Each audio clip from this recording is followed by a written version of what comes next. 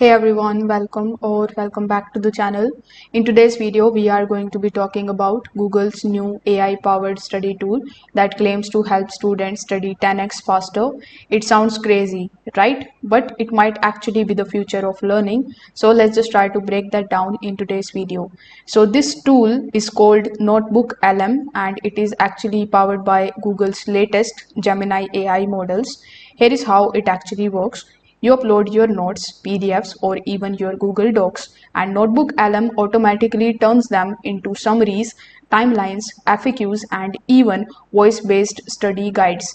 You can literally have your notes converted into a podcast style format and listen to them while walking or doing your chores. It doesn't just summarize, it lets you ask the follow-up questions, quiz yourself, and explore related topics like having a personal tutor trained on your own materials. And now with the newer AI models, it's even better at understanding the complex subjects and explaining them in simple terms. You don't just read, you actually learn faster.